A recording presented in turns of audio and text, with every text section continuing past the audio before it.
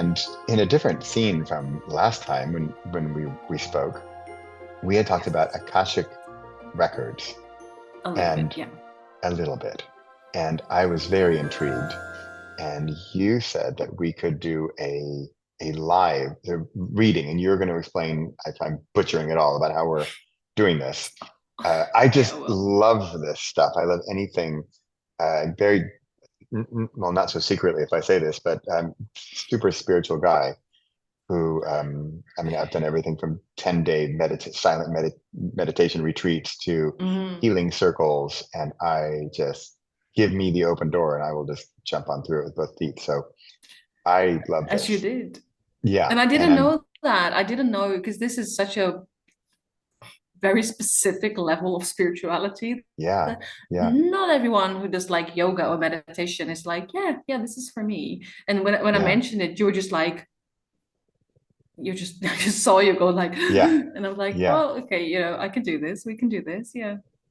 No, so there's a friend of mine wrote a book and she said it starts with open. Oh, I love that. I always think curiosity, but maybe curiosity is being open. Oh, maybe curiosity is going through the open door, but um, Yeah, because fear, when the door opens, like you can also respond with fear. So yeah, openness means nothing. Like there's openness, and then there's yeah, how do you deal with like yeah, yeah, is it fear? Is it what is that? yeah. Thus, Yeah. it starts with open. Then you can Yes. choose.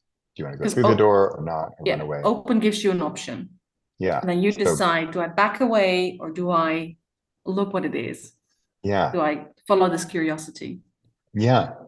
Yeah. You say how not everybody is into this or even open to this. And I think if you have some pretty heavy events happen in your life, and depending on how you react to them, it may or may not, because that's what happened to me. All of my spiritual journey, sorry, I can never say that without whiny accent. Spiritual journey, my spiritual journey began when my dad passed away. And That's it very actually began common. before he passed away because I was looking, like, frankly, I was looking to save him. How could I help him in any way? Western medicine, anything, and everything in between, and far above and far below. And I just went off the deep end, uh, trying anything and everything, any way I could help him. And of course, what happened is that I got into it and I learned, and my door was opened, and I jumped right on in because I had a clear goal. How can I help my dad? And Yeah. even if it's how can I help my dad transition Mhm. from life to death?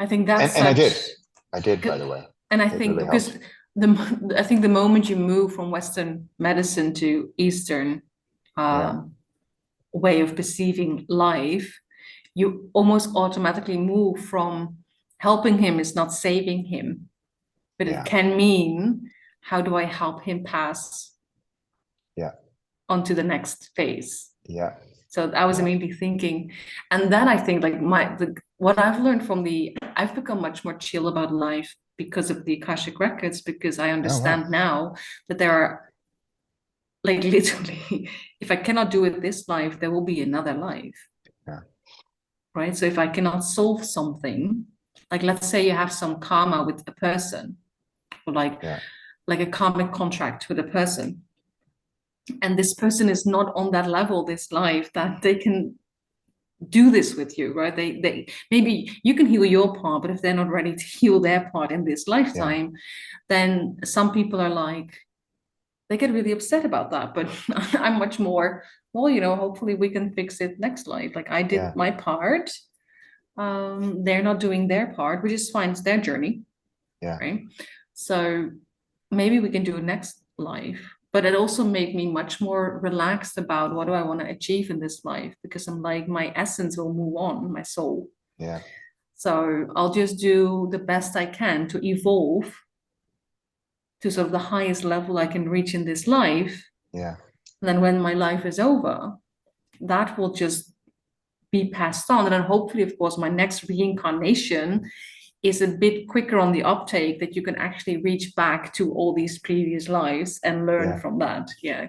That's So always a bit of a, you just said, for example, next life, transition, reincarnation, past lives, go back to the past lives. It's so funny. Before my dad had passed away, or was even in his last years or months, this conversation we wouldn't even be having. I'd be like, what are you talking about? You're weird. Whereas not only now do I not think you're weird, I just think it's not only fascinating, I feel bad for the people who cannot embrace this or at least be open to it. And and I'm not saying you need to fully jump in with both feet, and I always joke about how you need to move to Nepal and wear an orange robe and live in a monastery. You don't need that. How much of it in your life do you want? And I usually find, like, for me, I call meditation medication, right? It's one letter away from medication. And if I don't take my meditation in the morning, I don't have as good of a day. And the more yeah. thorough and better my meditation is in the mornings, the better my day is. It's a clear corollary.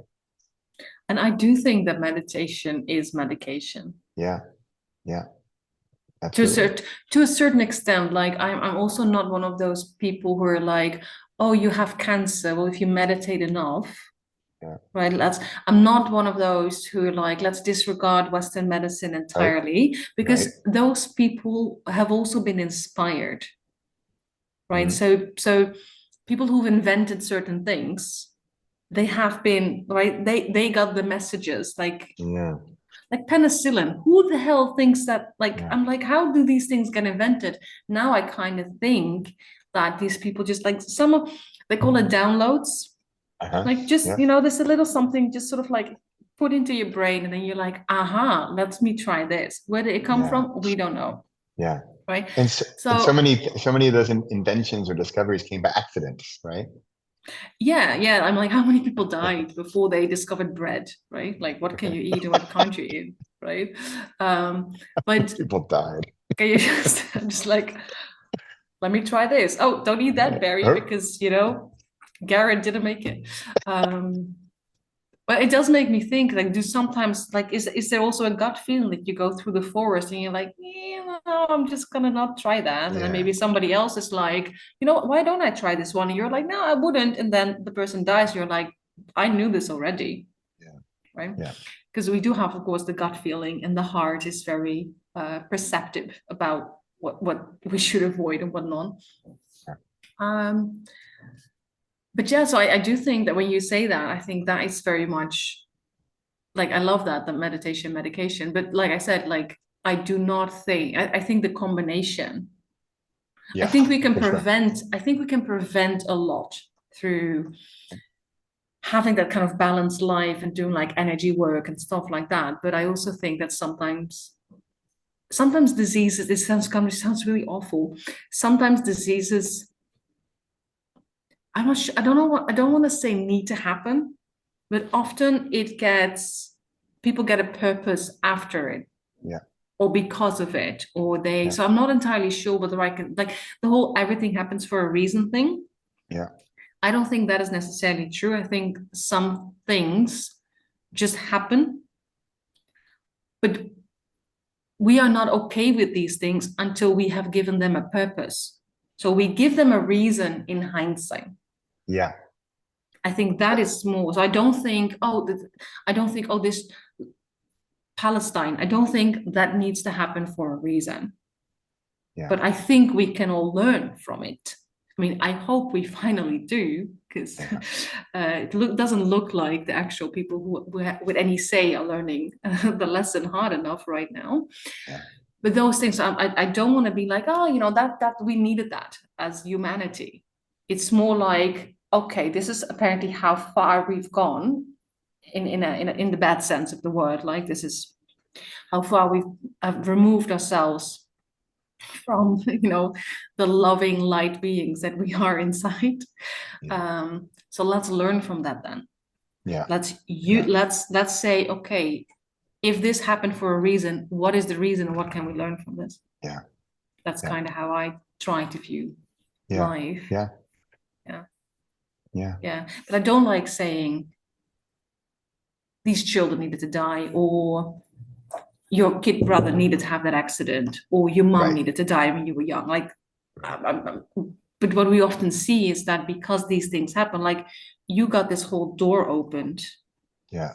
because your dad died, doesn't Yeah. mean that this is why your dad died. Right. Right. Or that he Right. needed to for me to Yeah, say, so that I yeah, find really, I try to be careful saying yeah, everything I happens for a agree. reason. No, we can give everything a reason afterwards. Yeah. Yeah. And I do think that these things shift, but I don't think they need to happen. I think that is the thing. It's like I think things just sometimes they're like sometimes we need to meet people and the universe will make it happen. But there Yeah. are definitely things that I'm like, no, that is just bad luck. Like this person wasn't listening to this, and this person wasn't listening to their guidance, and then that's when bad things happen. Yeah.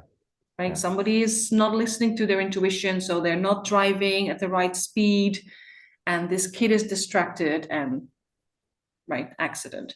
Yeah. So that's kind of how I try to. Yeah. Yeah. Okay. Okay. Fun. Completely Cool. different topic. Well, No, slightly related. related. Yeah, Yeah. related. Yeah. Yeah. Yeah. Okay. So where do we start? I have no idea. Where do we start? Do you I know what have do you know what the Akashic records are? no, good. That's a good place to start. Let's start there. No, You know I that I don't. love that about 99% of the people that I work with have no idea what the Akashic records are. They're just like, this sounds interesting. We want to work with you. I really love that. Because I always kind of assume that you show up because you already know what something, but they're like, no, what is it actually? It's just, I just felt this pull to work with you. Yeah. So what is it you actually do? Like I was just meditating, but I don't know why. Or like, oh, great. Well, let's start from the beginning. Um, Yeah. so the Akashic records, I see them as kind of this massive archive. And they exist on a metaphysical level. It's not like you can drive there, take a train, and then just enter. It's on a metaphysical level, so on a higher dimension. And I say archive because, as the name implies, it's called Akashic records. Everything all our souls do in each and every lifetime is recorded there. Oh, okay. So you can go in, and so time doesn't exist there, right? So it's past, present, and future all in one. So you can go in there and look at, okay, so this is something that I'm struggling with right now. Where does this come from? And it could be that it happens from in this particular life, right? You can have blocked something from an early childhood that is now coming up for you that you need to work through. But sometimes it's, oh, this is something that I took with me from a past life. So when you go into the records, it's literally just rows and rows of books. So you can actually grab a book, open it, and see. So it's when I say an archive, I mean it's like a library. Oh, wow. And that's also how I visualize it. So I'm always Okay. working with books. I always get like I come in and I ask, okay, this person is struggling with this or has this question about this. What is where is the book that I need? Right. And sometimes the book Yeah. just falls into my lap, and sometimes I have to go through a little bit of a search. It very much depends on how open the person actually is to receiving the answers, because sometimes there's a little bit of resistance. That means I go Yeah. like through a maze. Sometimes, so in the Akashic records, we have record keepers. From what I understand, from what I've been taught, the record keepers are members of our soul family who are not currently incarnated. So they keep track of the records, right? So it's very possible that during the moment when we are not reincarnated, so when we're not on this earth, that we also fulfill that role in other people's records, people of our soul family. So sometimes I come across very reluctant record keepers because they're like, why are you here? And what are you? And that sometimes means it's a very big thing for a person. So then I have to sort of explain, like, okay, so this is why I'm here. Like, I was invited in here. Like, Wow. I recently had that. That was really one like, why are you? Like, what do you want? And they were really afraid that I was going to ask the wrong questions. Which was great because that in that particular reading that guided me, because when I didn't get any answers, I was like, oh wait, this I already got the message like that this person was afraid it was not going to ask the right question. So I was like, oh, I needed to tweak that. And then just this door opened. I was like, oh, there are all the answers. That's great. So that was a really good warning, actually. So how I do this, so I have my own method. A lot of readers do this face to face. So we have a Zoom call, you have a question, we tweak the question till it's like usable in the records, and then we go in together and then we find the answer to your question. I like to do a reading. I like to do an offline reading. So I go in the hour before and I always invite the person I'm reading for to just meditate during the time, or just, you know, if that's not your thing, just sit on the couch with a cup of tea or with your cat or whatever. Just take the time for yourself. That is not necessary.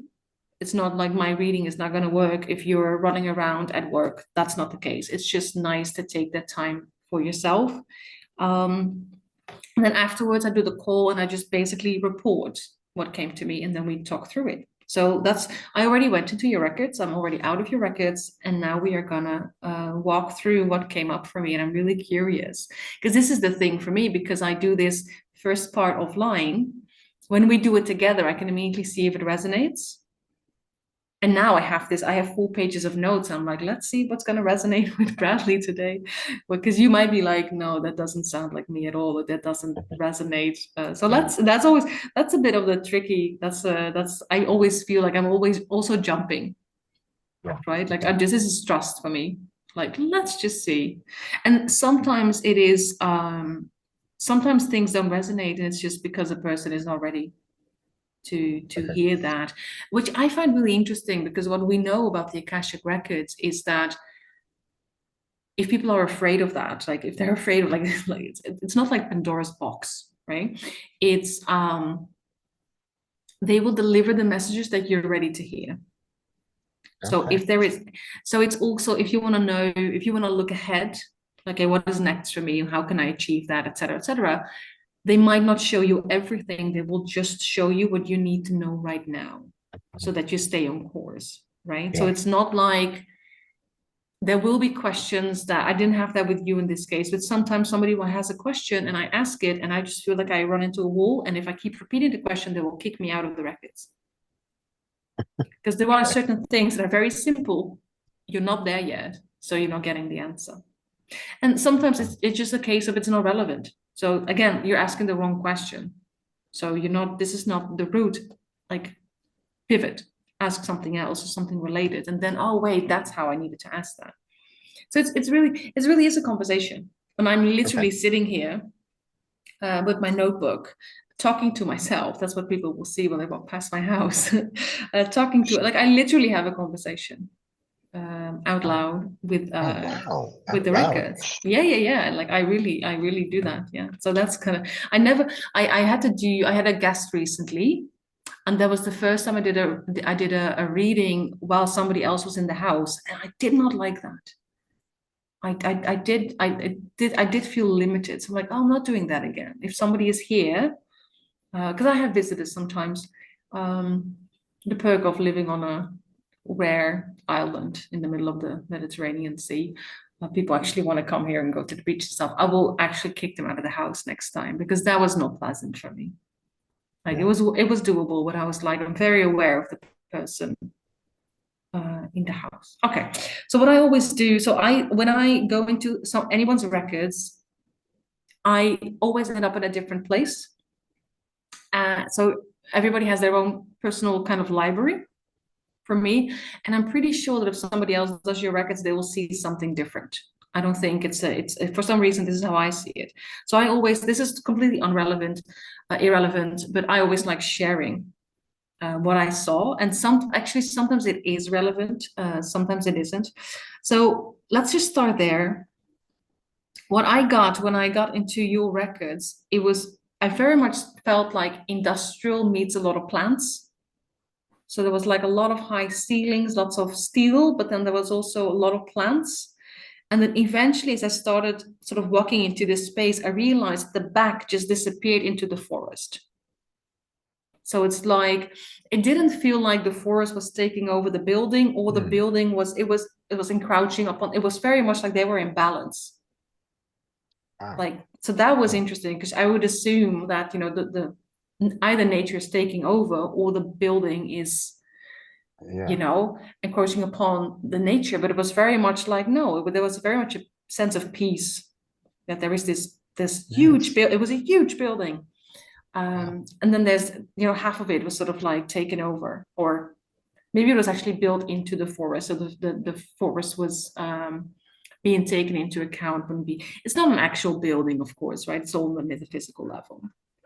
And I didn't really get, like, I was sort of like at the first floor, just like, because sometimes I enter into an office space, and I was like, okay, that didn't happen.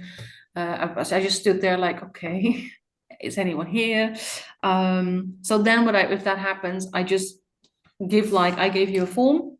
So I said, okay, this is what I'm here for. These are Bradley's struggles. These are the questions that I have. And that's when I was led to this sort of nook. It really felt like sort of a loft space. That's how it was. It was like an open space, but there were like these nooks made. So there was this nook, and it had like a couch, and it had like a coffee table, and there were a stack of books on there. So I'm like, okay, books, that's my corner. So I started with the question, why does Bradley struggle with focus? Because your question, like the question on the form is, what is currently your biggest or most persistent struggle? And you said focus.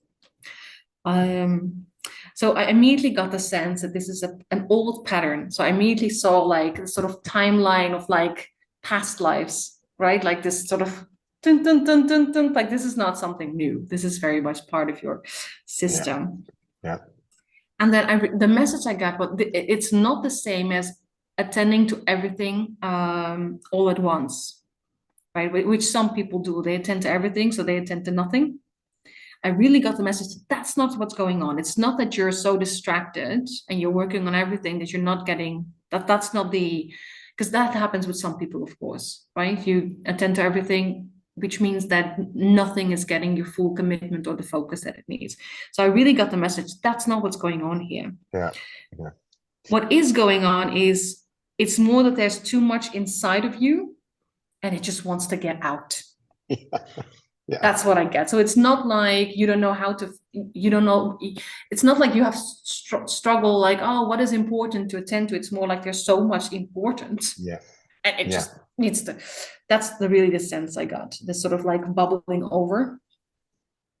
So I asked, is there an origin for this, or has Bradley always been like that? And then I got this life. So we're talking, this is old stuff. I cannot tell you how many 100 years back. Maybe even 1,000, I don't know. So the first thing I got was taste of freedom. That was the first message I got. And what I got was that after multiple reincarnations, so very early on, your first incarnations, there was no space for creativity. Like literally. And that I didn't get why. It could be poverty, or just being in a strict household, or everybody just had their job.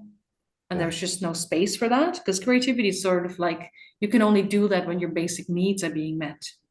Yeah. Because creativity is the second chakra level, and the first chakra is your right to exist and the fear of survival.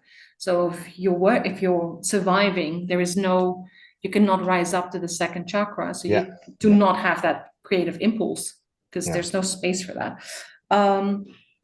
So after these multiple reincarnations where there was no space, your soul decided, I have enough of this. So they picked a family that was almost the exact opposite.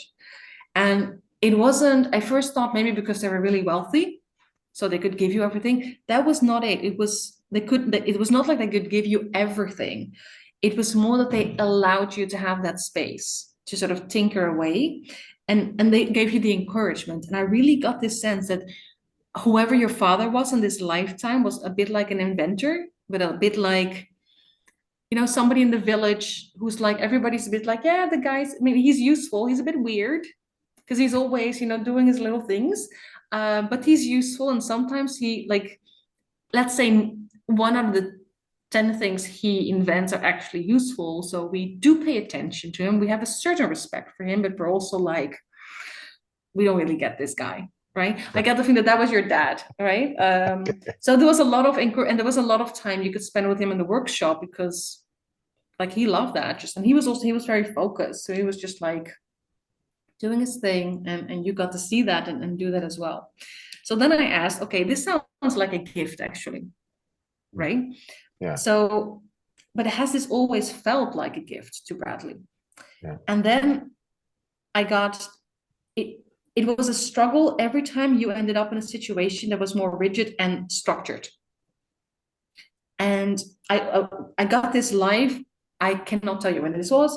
When you were working as a soldier, I don't think that was a voluntary thing. I think that was more of a, you're of a certain age and you need to. Yeah. And you were like the odd one out, right?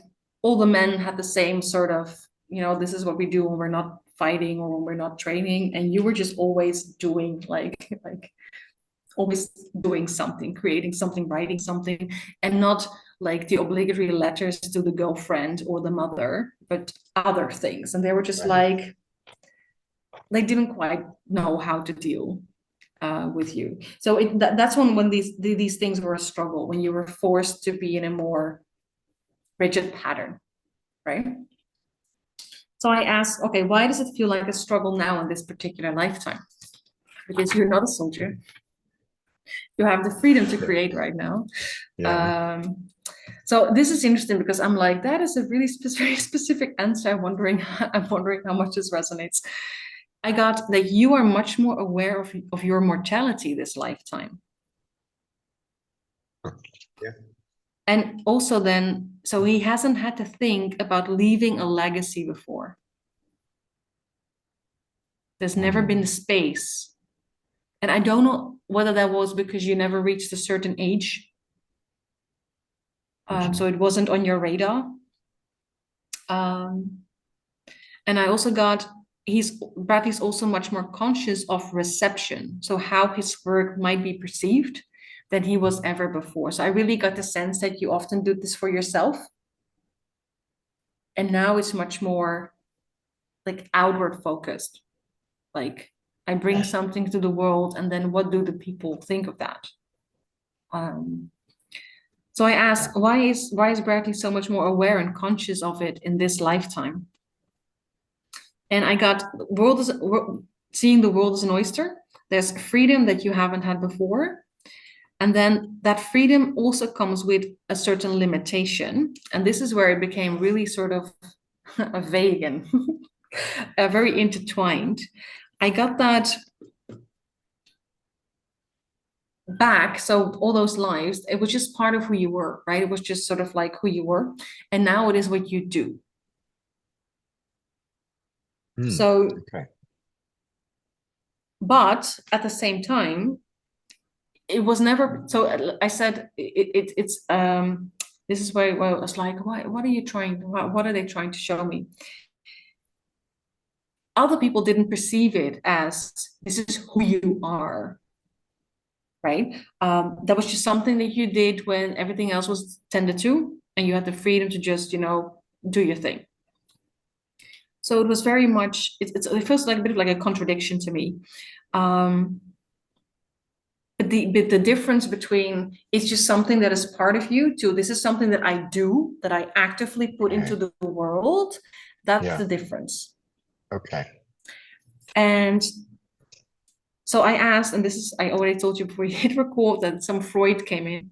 How does that affect Bradley's creative process right now? And so this is, I think I got it through a Freud explanation because I'm very familiar with psychoanalysis. But so this is how Freud and also Jacques Lacan explain the process of becoming into the world, of becoming a subject.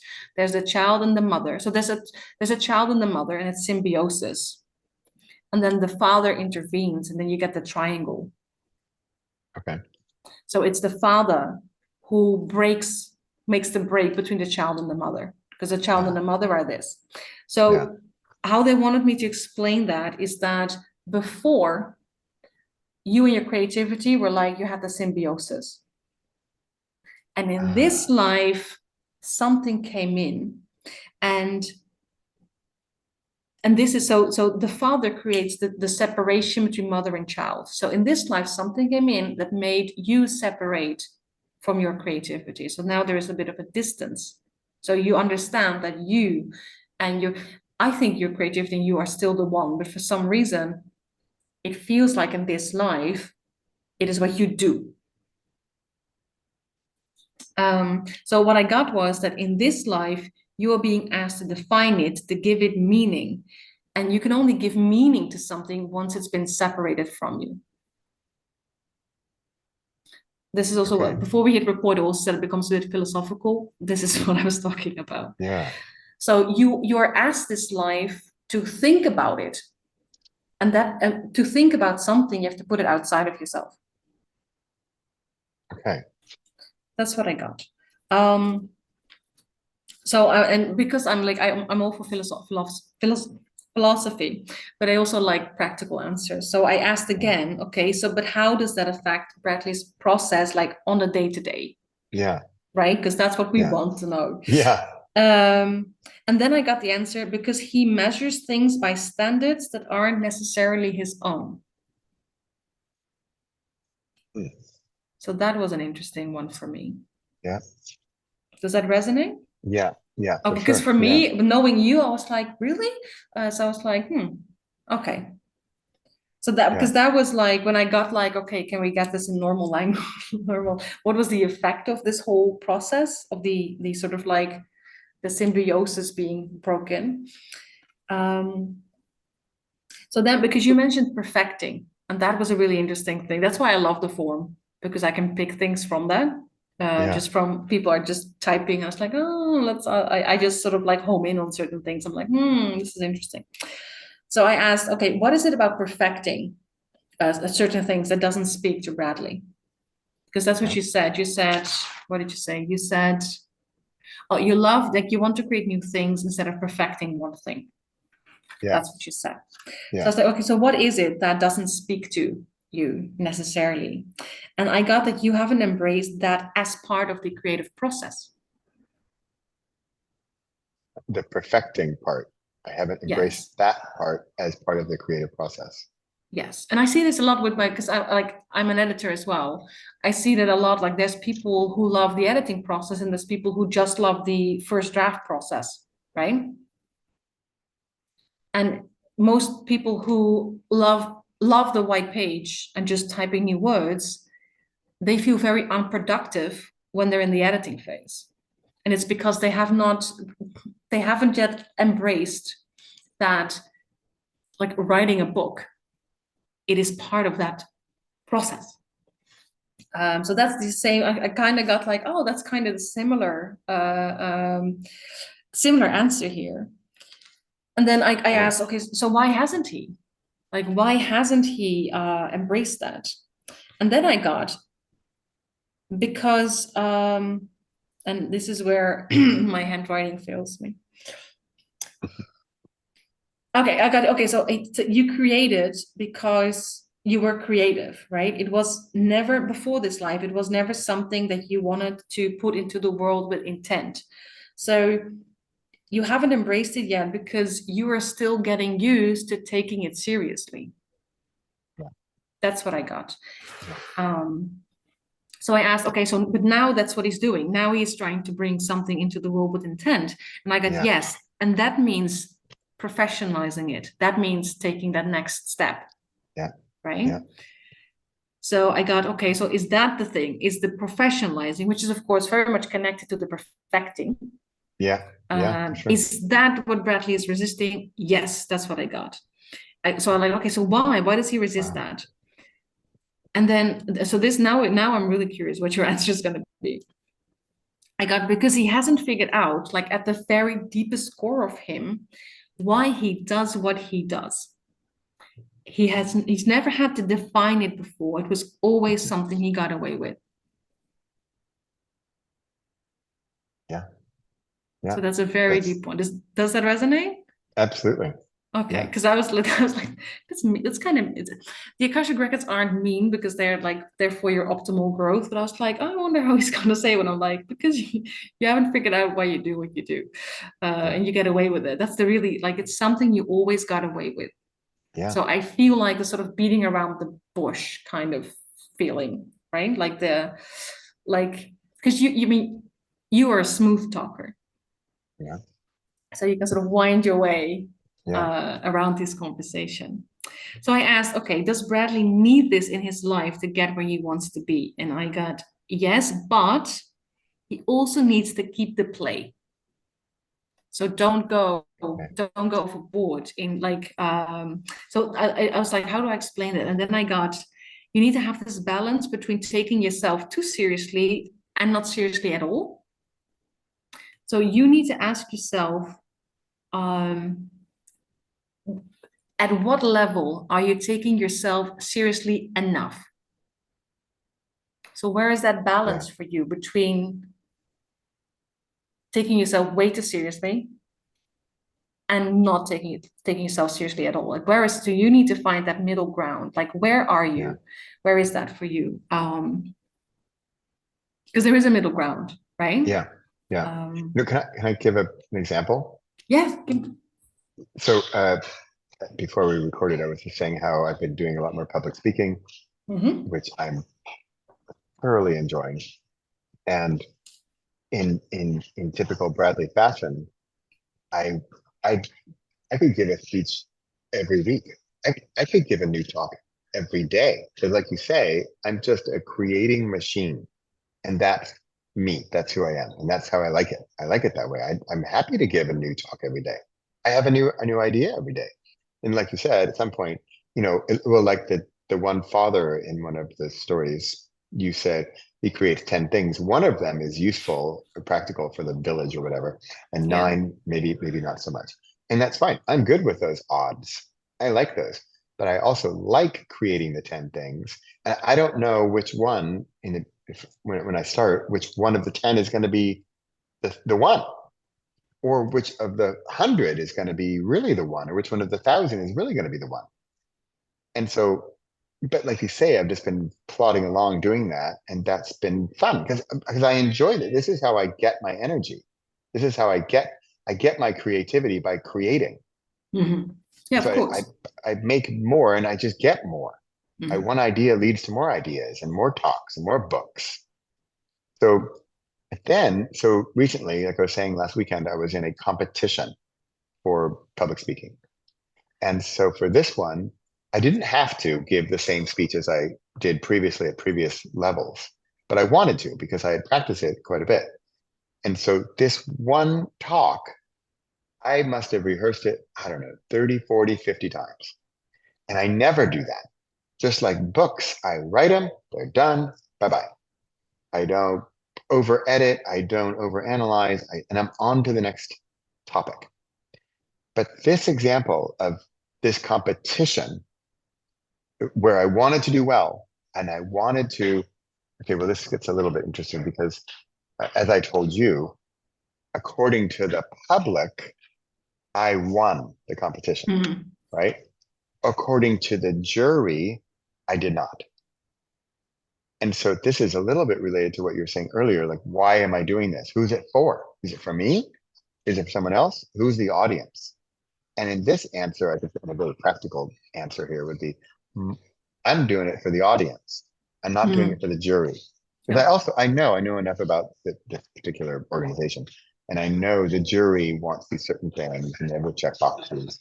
And that I didn't necessarily check all the boxes. And I consciously knew I was doing that, but I'm going for the audience. So, however, previously, real Bradley or deeper Bradley, I don't even do the competition. I just create a new talk every day. Yeah. And so, but this is really interesting now because you're saying find that balance between the professionalism and the play. And I can see that. And I've been way in play zone. I've written 39 books and probably 38 of them are in play zone. And one, it's my bestseller, the one that sells the most, is on the more professional side. Using the words you're using, professional, right? Mhm. I did more to work through There's it. a different intent behind it. Yeah, Yeah. yeah. I think that And is the yeah, professionalism is an intent, right? yeah, yeah. And it's interesting. We're talking, here we are mid 2024, and this is a recent phenomenon for me, what you're talking about. This finding this balance, and which side do I want to go on? Do I want to just stay in the playground and just play all the time? Because like you said, I've been getting away with it. Or do I want to or need to shift to the more professional for the reasons, what are the reasons? Why Yeah. do I want to do that? And I love that your records say that the shift is not like this. It's more Yeah, like, yeah, like, yeah, yeah, right? It's not yeah, like, oh, I've been doing this, I need to do this. No, it's like, yes, okay, I need to stay in the play. yeah, But, and yeah, to me, this is also about taking yourself seriously and honoring yourself and your own yeah, potential, yeah, right? yeah, Because if the thing is, if you were happy living the life like your dad in some very old life did, right? Just, yeah, tinkering about a bit. Sometimes, you have a win, and sometimes people look at you yeah, like you're insane for inventing this thing.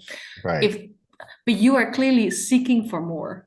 yeah, So then the yeah, question becomes, how do I get? And so if you were not seeking for more, I'd be like, there's nothing wrong with what you're doing. right, Keep having fun. yeah, But so now the question becomes, how can you keep having fun, but just pivot more towards, but I can have, where do I, where's the line between I'm still having fun, but I also honor my yeah, true abilities? yeah, And and for me, and this is what since I started working with the records, believing more and more, everybody came, I mean, I already believed it. Now I feel it. Everybody came here for a particular reason. So are you going to honor that or not?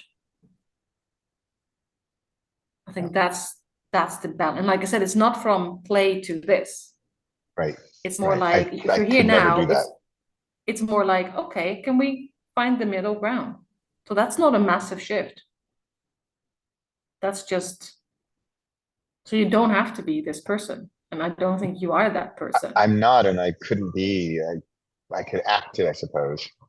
Yeah, don't, that's not, we don't want that, because the No, reason I think your audience, like, I love that the audience is like, yeah, you clearly won, because I think that's way more important than what the jury thinks, exactly. because Yes, jury assessment is from the head.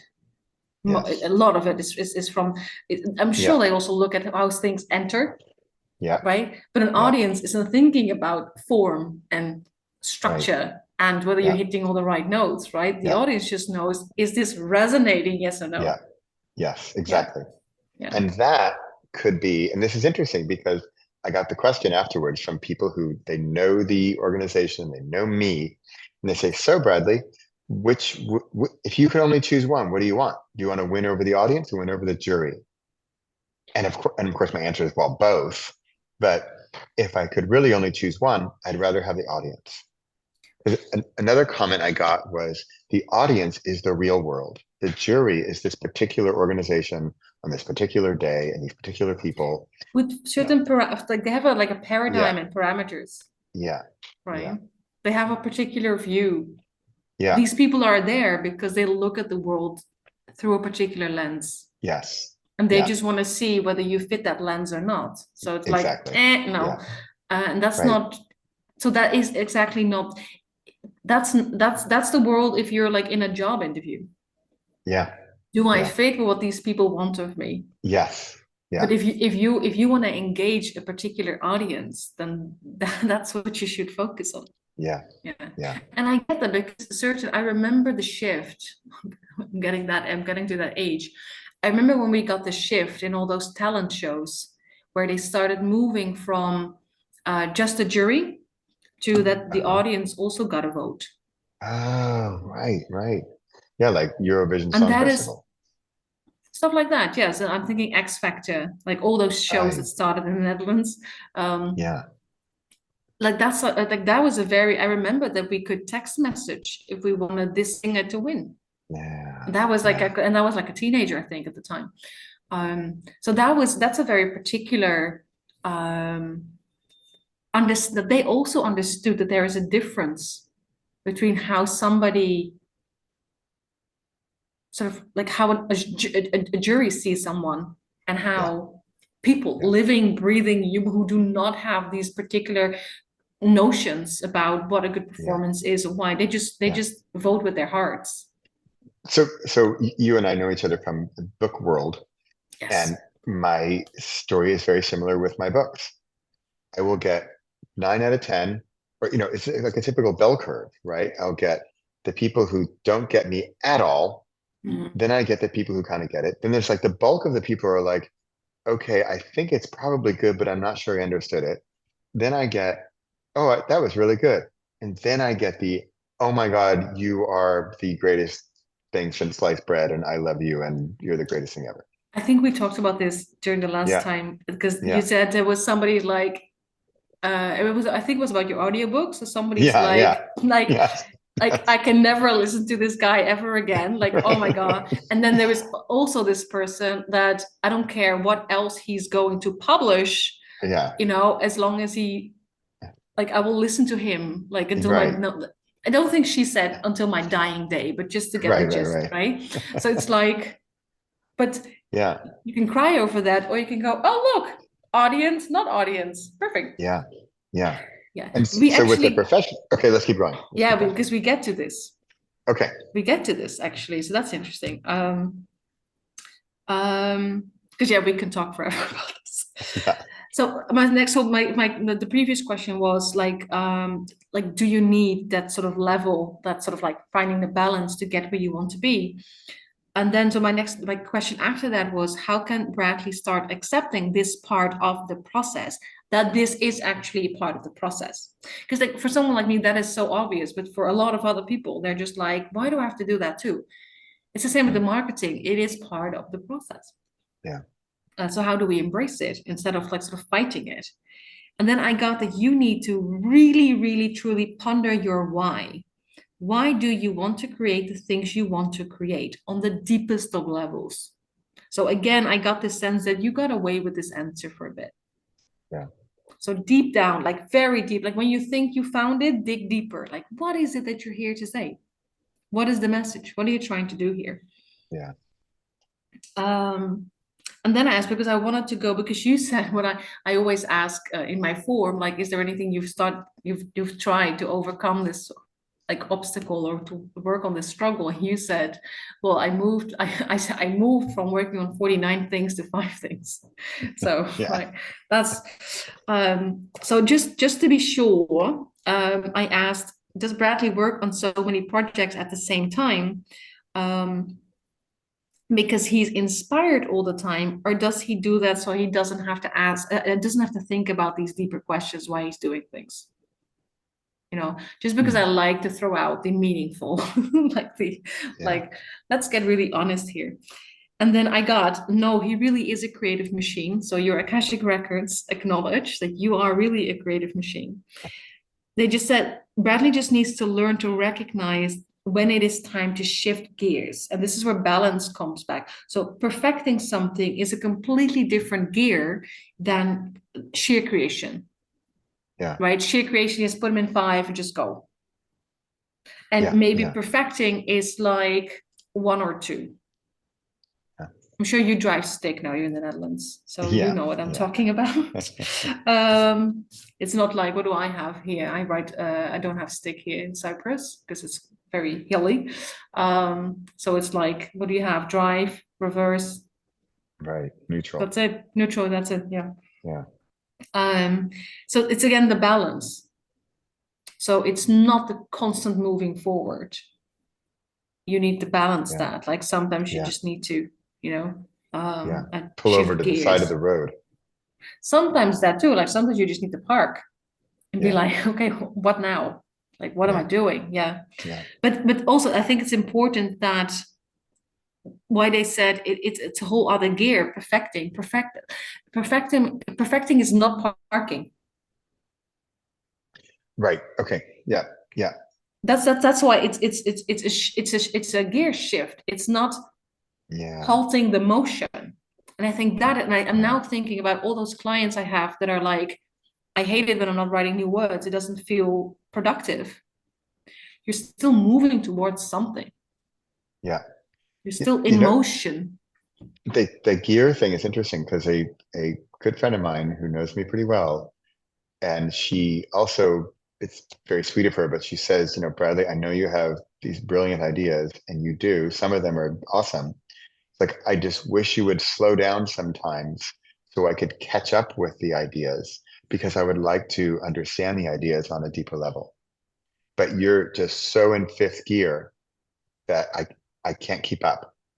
You know, and she wasn't saying like, oh, I'm whatever, something or I'm more something than her. I'm smarter or faster or whatever. No, she's just with that idea because it's my idea and I'm in fifth gear in my car and I'm in fifth gear and I know exactly what it is and what I'm doing and why it's important and I know the whole deal. And it's kind of like, I mean, I lost the visual now, but it'd be like, here, jump into this car in fifth gear on the highway, friend. Yes. Like, wait. Can we just pull over and stop, please, so I can switch drivers? You know, No, I'm you're like, just no, like, you're just driving past them 100 kilometers an hour, 120 maybe, depending on which yeah, highway you have in the Netherlands.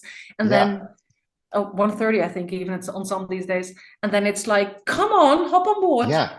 Come on Yeah. in. And she's They're just like, saying, my door is open. yeah, door, what's your problem? Door's open. They're just like, Yeah. okay. And So yeah. yeah, go ahead, like finish that thought. No. That's perfect. That's perfect. The door's open. Come on in. Why aren't you getting in my car? Yes. I think this is a beautiful metaphor for your audience, is that part of your professionalization and also your reach is that you have to take into account that your audience needs time to hop on board. Yes. I think that is a beautiful, I love that you bring that up because it fits in so well. And they, no matter how brilliant your ideas are, Yeah. people cannot hop on board Yeah. if you don't sometimes say, you know what, here's the station. Yeah. I'll just breathe for a second here. Everybody can hop on board, and then we Yes. slowly, slowly. So I see a Yeah. train now, like one of those older ones, Yeah. like, and then come on the journey. But you have time to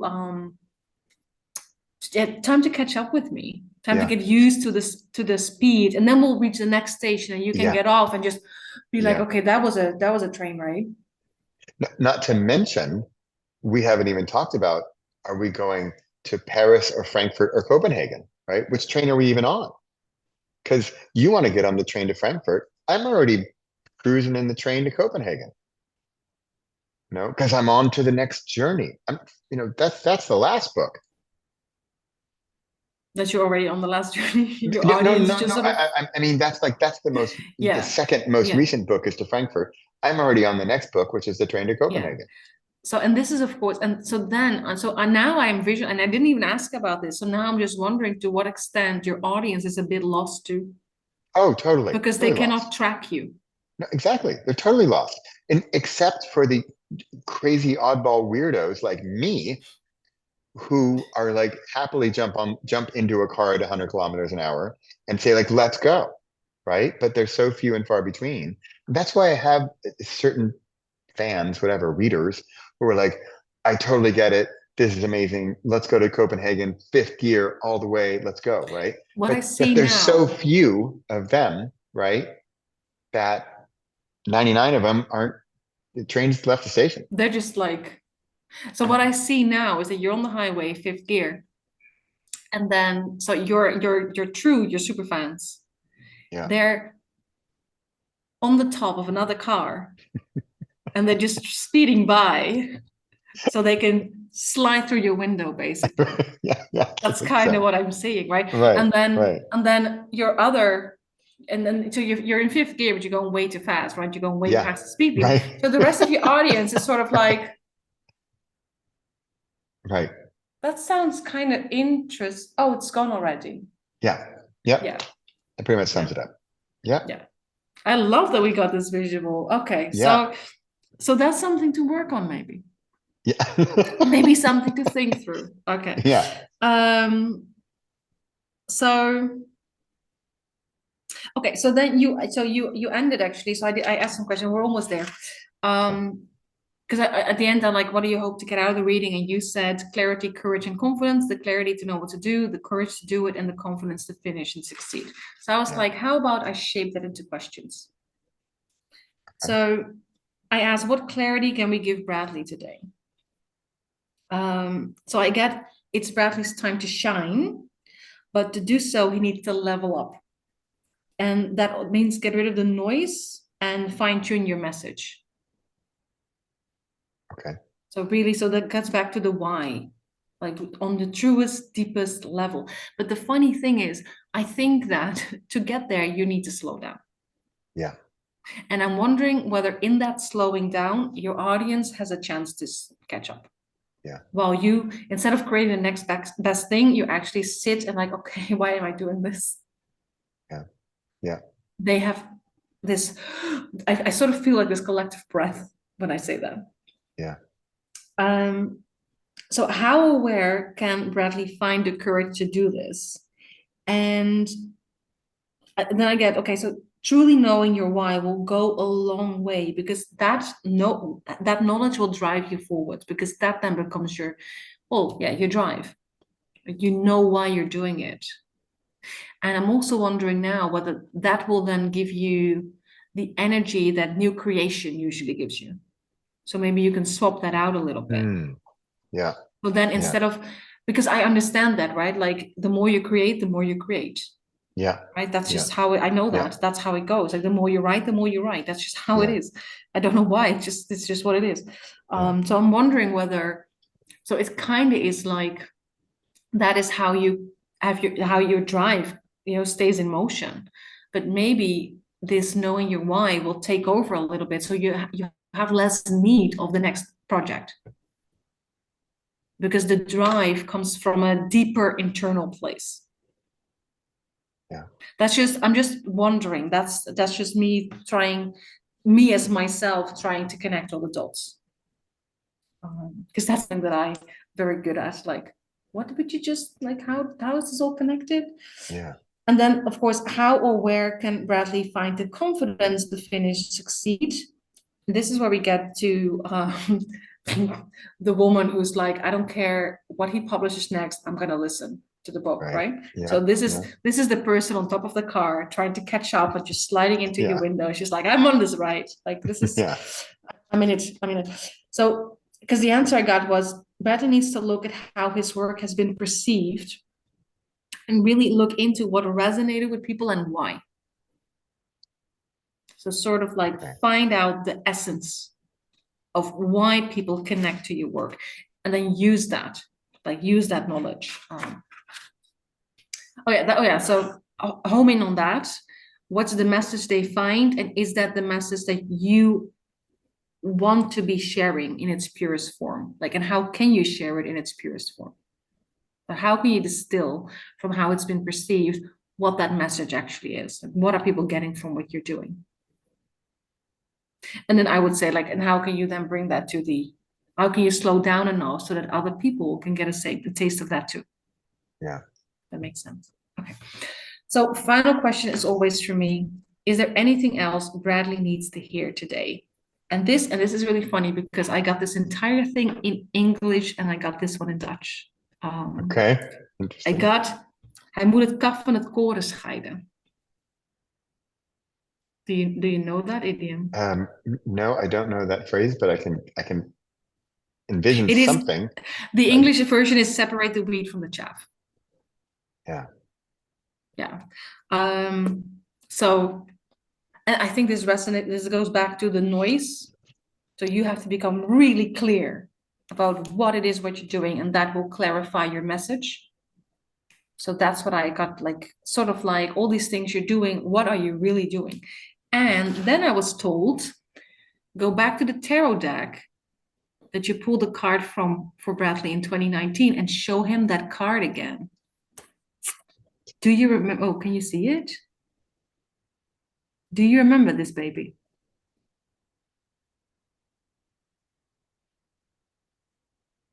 What I does it say at pulled, the top? it's a second of wands. So it's a 2 at the top. Do you remember this? And This is the wow, card I drew for you in 2019. in the Edinburgh Castle. Yeah, in the cafeteria, actually. I think we were Yeah, having not lunch the or not the something. castle, but Yeah, yeah. yeah. And Wow. then the message was all about direction. And that you like there is a I love my new background, but this is not very conducive. That you have a tendency, like there are a little bit of offshoots on the branches, and that's your Yeah, tendency to yeah, follow those. And so back in 2019, we already had the conclusion that you need. So the keywords of this particular card is determination and I'm really trying my best here. Is determination and direction. wow, So before I left, they were like, show him the card again that you, and I don't usually remember this stuff. yeah, I don't know why wow. after 5 years, I remember that this is the card I drew for you. But do you Amazing that you remember it? remember. Do you I remember it? don't, I don't remember. I remember being there with you and doing this, but I don't remember that card. No. It was Although this one. it's, what's interesting, somebody just shared with me, and actually this is so relevant.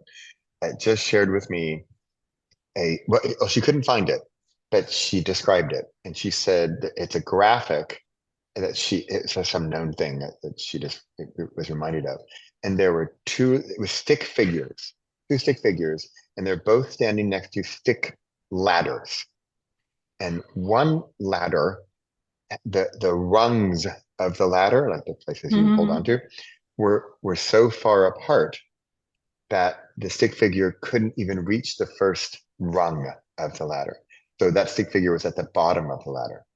The other stick figure at the other ladder, the rungs were close enough together where they could climb up. And this is, I mean, back to going too fast, right? Right. So that ladder, they're both tall, they both reach up to the top, Mhm. but you can't even use that ladder is not functional because you can't get from one step to the next. Whereas the other one, the steps are close enough to each other that you can keep, one step at a time to get to the final destination. And you can keep your momentum as well. Yeah, keep your momentum. And so one word I've been using recently is tiny wins, little successes, right? Tiny wins. Yeah. And maybe this is back to, we're back to the train, and sure, we're going to Copenhagen, but we should stop 5 times to pick up other passengers or whatever. It's not a non-stop direct 130-kilometer-an-hour train. But the way you're going right now, it is. It is. Oh, I don't stop anywhere. And why Yeah. aren't you So on board with me? why didn't you just hop on board like when we left Utrecht Yeah, or yeah, wherever yeah, wherever the hell the train to Copenhagen? Maybe it's Amsterdam. I yeah, don't know. Yeah. yeah, So you need to become the train that actually has stops and then says, "Hey, anybody else want to hop on board? yeah, I have a cool thing for you. I have a cool story for you to tell." yeah. Or if it, It's super cliche, but it's the journey, not the destination, you know why things are cliche. because they're true. Thank you. Yeah. Yeah. So similarly, I actually don't even care about Copenhagen. I just like the train ride. It's the journey. I just want to be on the train. I just want to climb up the ladder. I don't even care where the ladder leads to. And that's a little bit not a little bit, that's a lot my why. Enjoy the journey, enjoy the train ride. And in fact, let's slow it down a little bit. Well, I think that's where you are right now. Like, how can you then slow it down so you can enjoy it with more people? Yeah. Yeah, because I'm on that fast train, but I'm all alone. It's when I grew up, I had one of these cards.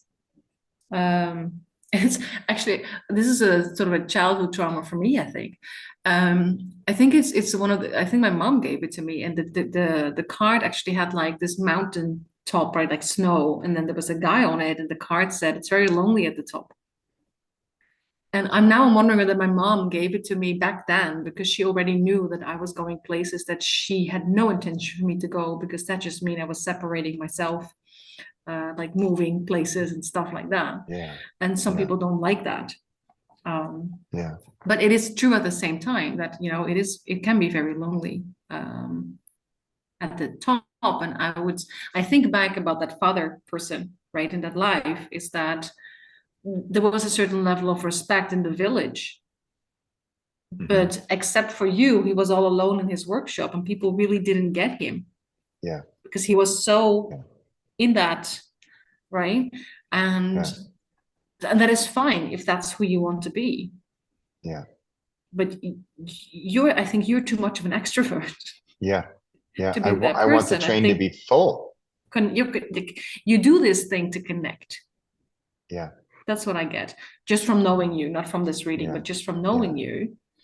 And we know from meeting in Edinburgh that conference was nice, but it was the retreat, the time to meet people, to have conversation, that was gold.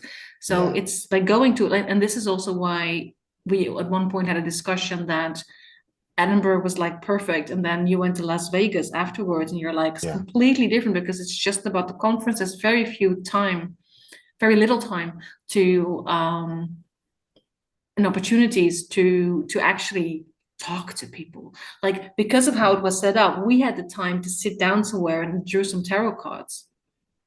Yeah. Because of the way it was set up. Right. So for you, I think where you are in the journey is like, okay, this has been great fun. I've wrote 39 books. Now I need to slow down so that my audience can, get with me in this. Yeah. But what I got was like, once you know your why, I think that will slow you down, very much so. And this leveling up, right? This sort of like becoming really clear on your message. But also, I think keeping the sort of the gear shifting in mind as well, and the empty train. Yeah. Like, maybe you need to move from the train to Copenhagen, which is like one of those, what's it called in the the hoge snelheidslijn. I don't know what that is. What's that in English? Yeah, high speed train. Yeah, maybe you need to become a boemeltreintje between Utrecht and Amsterdam that goes like through Breukelen and stuff. Like the one that has every bloody stop. Right. That takes like 40 minutes to get to Amsterdam, or maybe longer. Right? It's a completely different sensation. Yeah. Yeah. We call it I don't know how you would call it in English. We call it a boemeltrein. I have no idea where that word comes from. That's how in my family we call that. Yeah. Well, it's funny what they call it here, the sprinter, but here in Netherlands. Yeah. Oh, so that's what it's called nowadays, of course. Yeah. So the sprinter, because it just. Yeah. Sprints from one to the next. Yeah. Yeah. And you think it was those are the slowest ones because they just do these tiny sprints, and then there are many stops. Yeah. Also, that's the official word for it now. Yeah, I think my family is called different. This is with your idea, Utrecht to Amsterdam, small train. You say bommeltrein? But I think that's how my family used to call it. It was like it is the idea of like it just chugs along. Yeah. Instead of one of those fancier like 2 levels. Right. It's one of those that might not have toilets. So I definitely think that we now call it a sprinter. We now have a name for it. Yeah. Yeah. And I like that you said Utrecht to Amsterdam. It's not Amsterdam to whatever, Berlin, right? This is a little bit then related to Tiny Win. Tiny Win is Utrecht to Amsterdam. It's a short distance, and we're going to get it done. And getting people on board. Like I don't even know where it passed. Like I only know Breukelen. That's like I think it's the first stop. I don't know what, because I never took that. I think I took it once by mistake. And I was like, oh God, because I wanted to go to Amsterdam, and that's usually quite fast. And I was like, oh God, now I'm stuck in this one. So maybe, the tiny win, you say my why, and I think tiny win is at least part of it, because I want, I whine and moan about this. I spent like 8 years or 9 or something. And I say like dreaming and whining and moaning and thinking and talking and chatting and wondering and wishing and hoping to write my first book. And I never Then you did did it. NaNoWriMo, Yeah, right? I don't actually know what happened when how I, well, I know I do, no, I do know what happened when I started. I was like threatened slash invited by a friend to get my damn book done, right? So it took an external party to invite me to do it, to finish something. So I wasn't finished. Well, I wasn't even doing it at all. I wasn't writing at all. I was just dreaming about it. And that's also one of my things. I don't want I don't want to talk about the train from Amsterdam to Hong Kong. That's a massive, huge journey. I like your Utrecht to Amsterdam. Let's get the Utrecht to Amsterdam done and finished and awesome And and also, slow. and that doesn't mean you cannot take a similar train to, like, it doesn't mean you can go to Berlin. Yeah, Nobody said yeah, you can, you don't, nobody says you have to stop there. yeah, But you yeah, could take imagine being on a similar train to Berlin. So instead of being in Berlin yeah, in a couple of yeah, hours, what if you actually stop, not just at the big ones, yeah, yeah.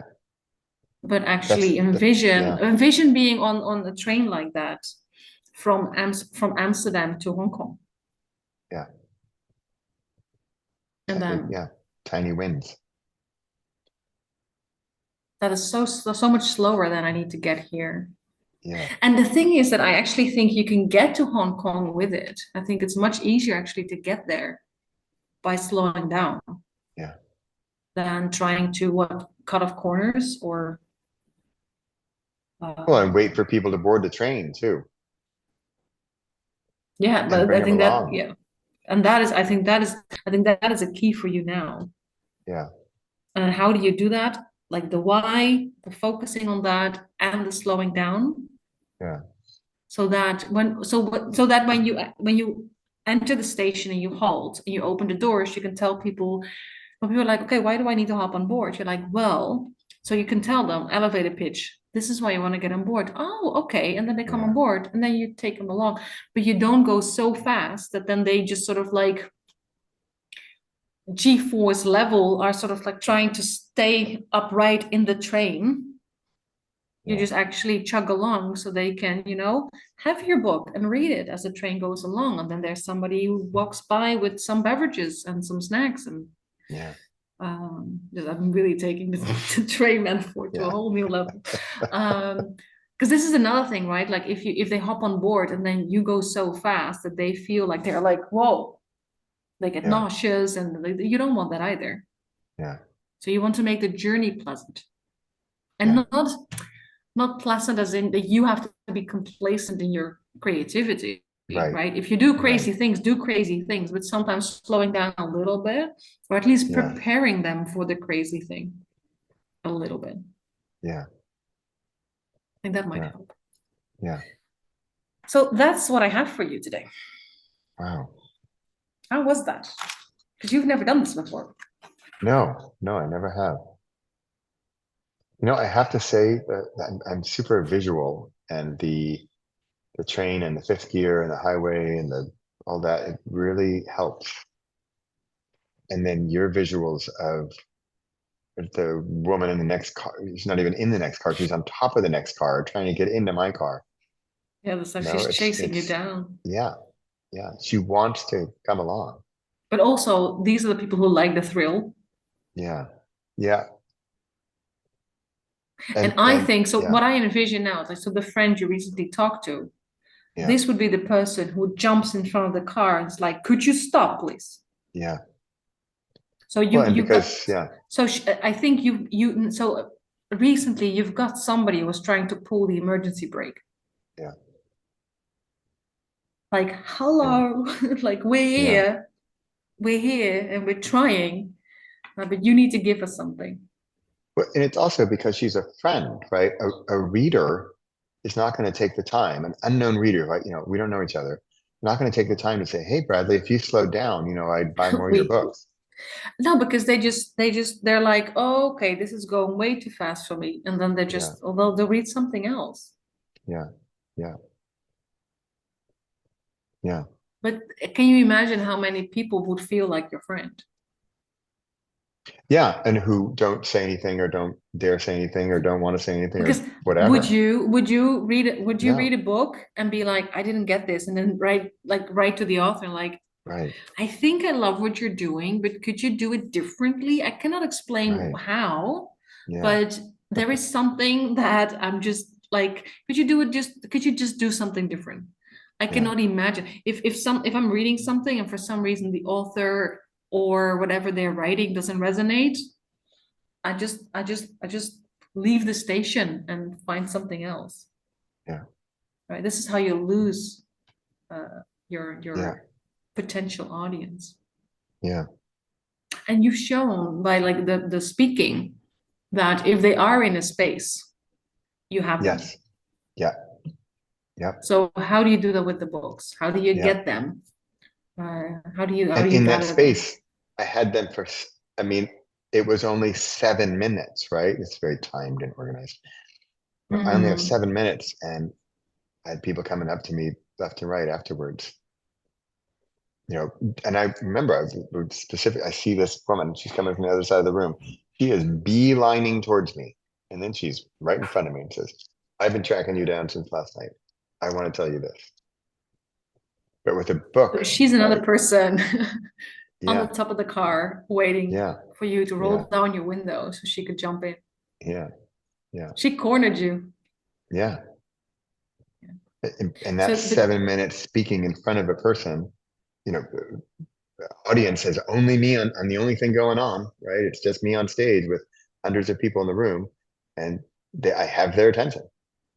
Try that with a book, right? How do you hold on to somebody's attention for 7 minutes? You have like 7 seconds.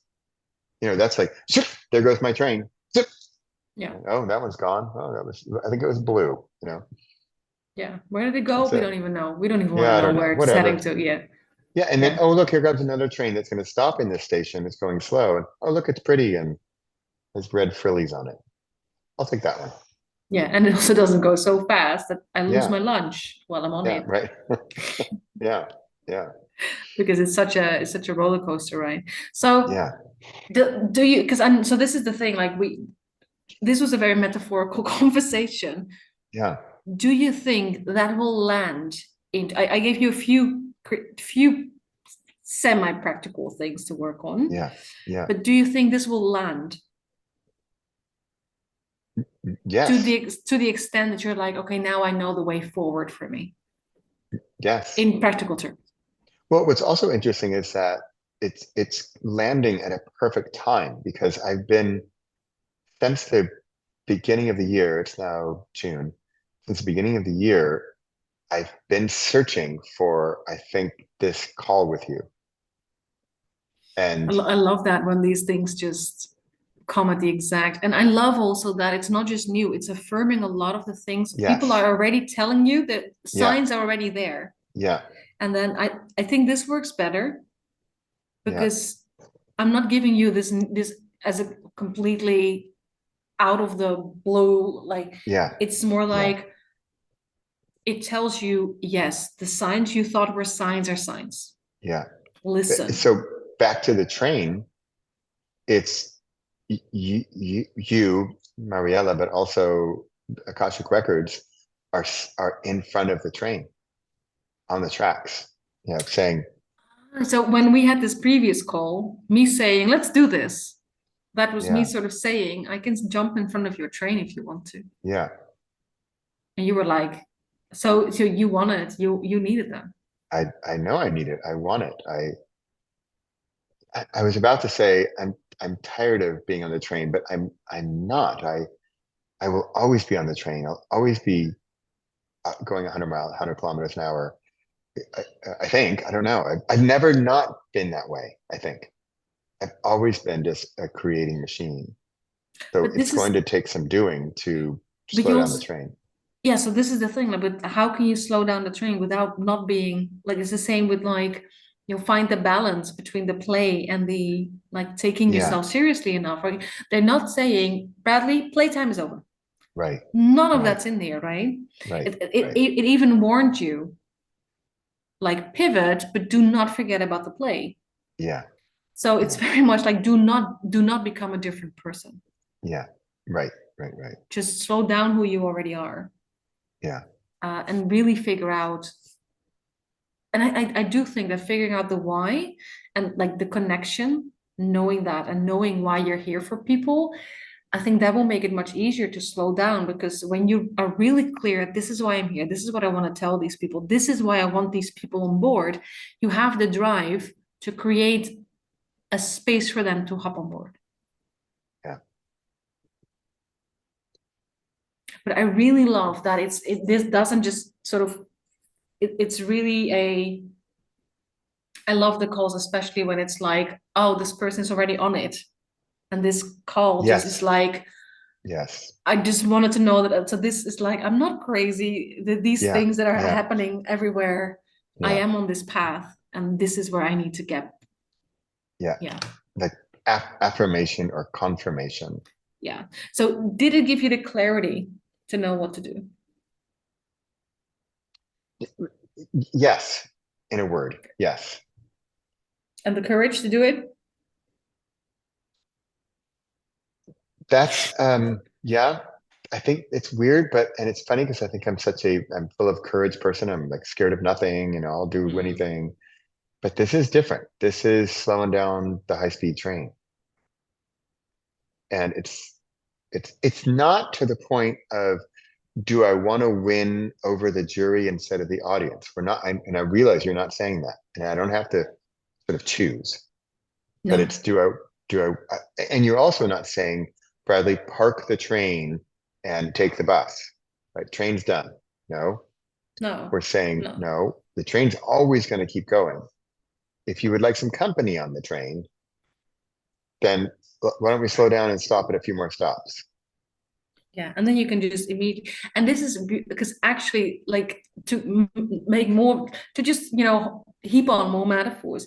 We started this conversation talking about open doors, Yeah, right? And basically, yeah, how you've been creating is, hello, people, there are open doors. yeah, yeah, So you're like, okay, so we talked about when you see an open door, like, do you follow your curiosity or do you back away? But if the open door swooshes by, you yeah, could only back away, right? If a yeah, really fast yeah, train goes past, there's a reason there's a line on the platform yeah, where you have to stay behind because if they go by so fast, you want to do that.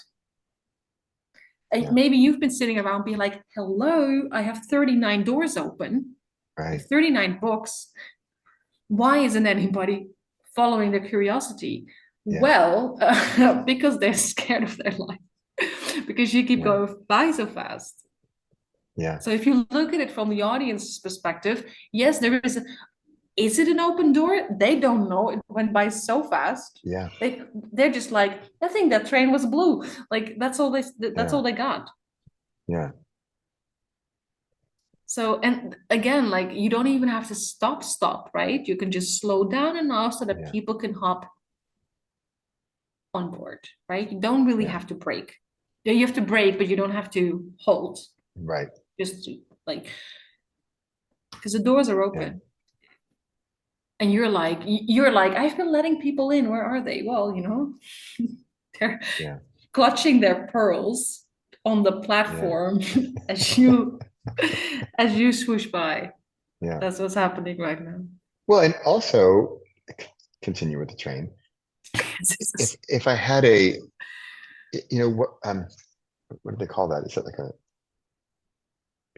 routeplanner or something? Like I have here, this is the train from Utrecht to Amsterdam.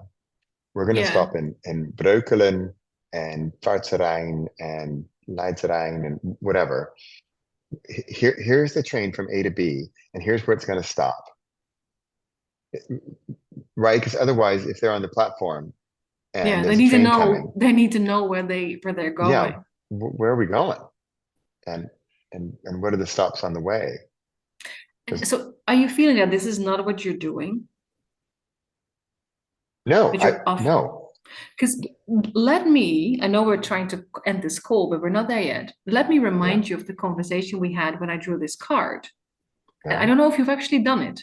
I also really do not understand why I remember this, because I usually do Yeah. not. Like usually when I do this kind of work, I feel like I'm sort of protected because it leaves me, right? It's Yeah. like Right, I right, don't have right. to carry that, right? Yeah.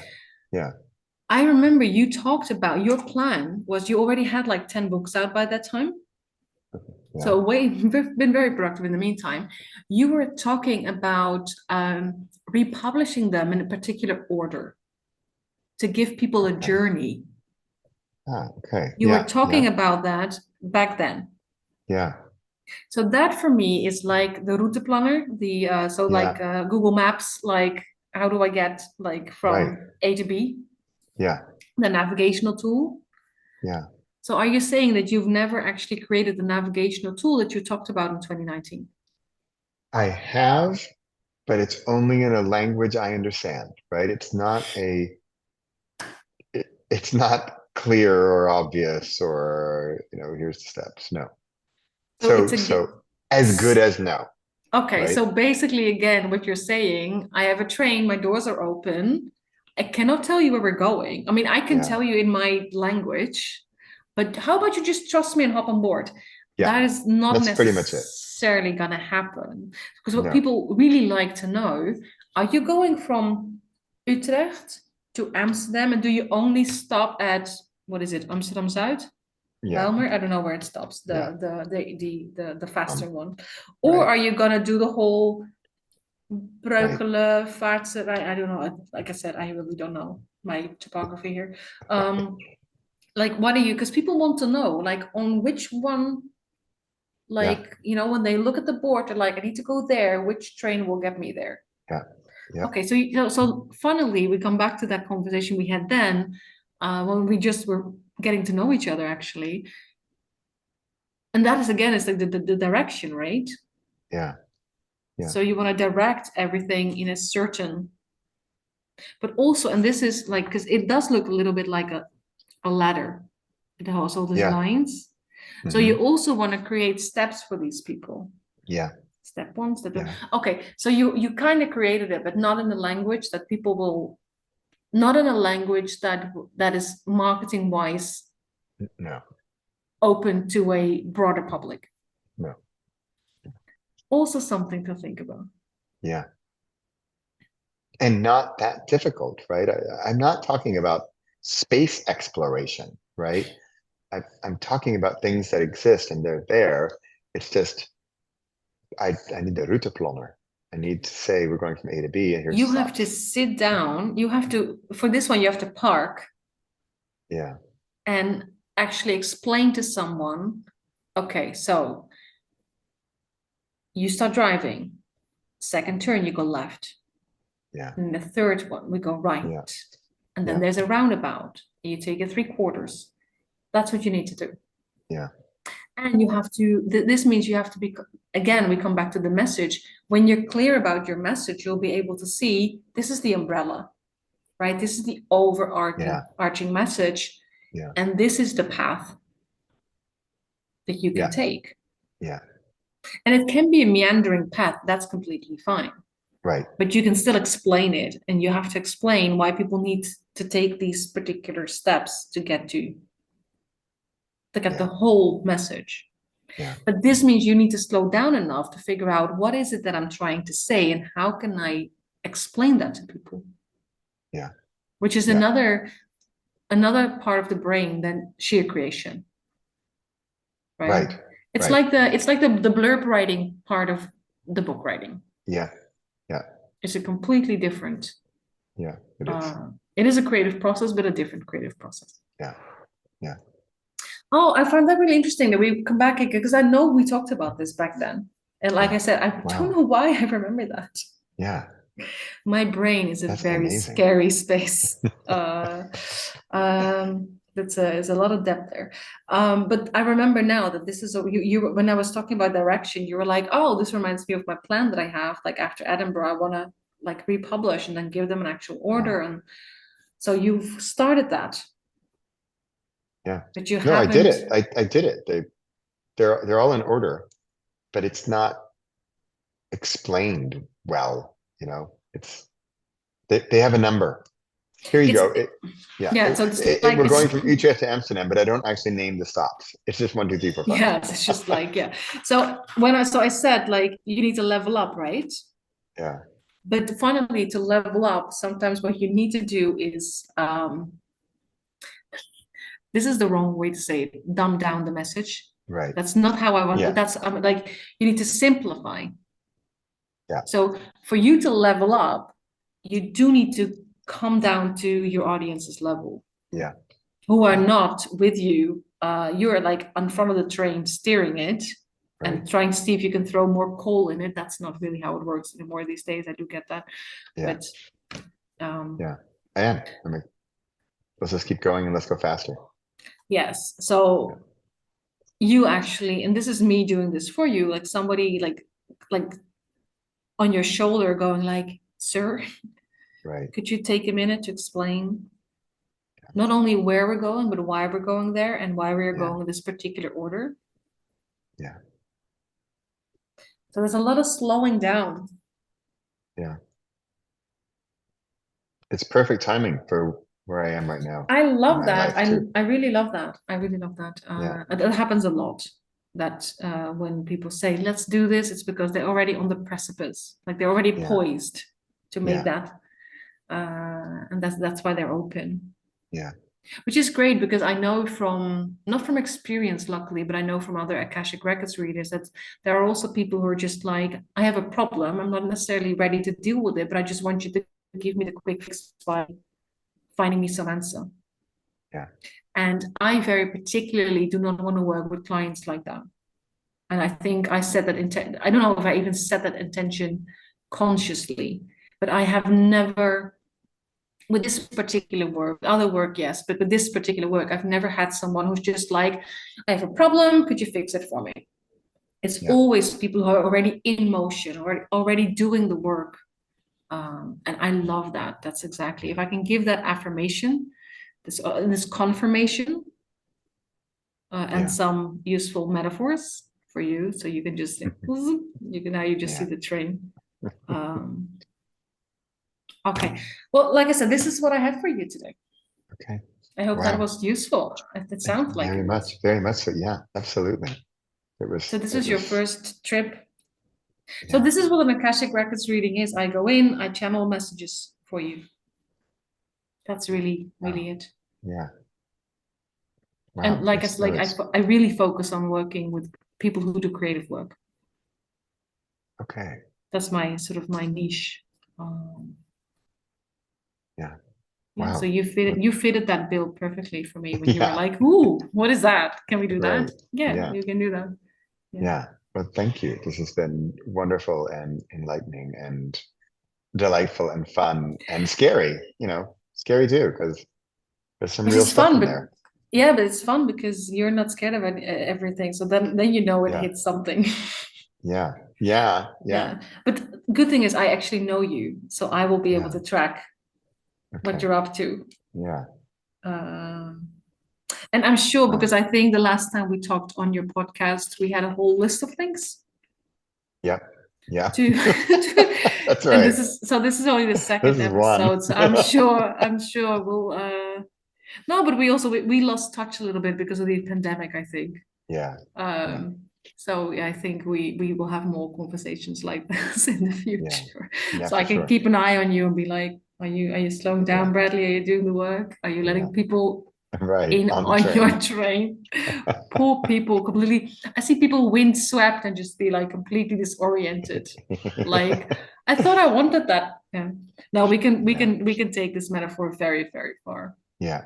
Yeah. Yeah. All But the way I to also, Hong I love Kong. trains too. So, and I love slow trains. So it's perfect.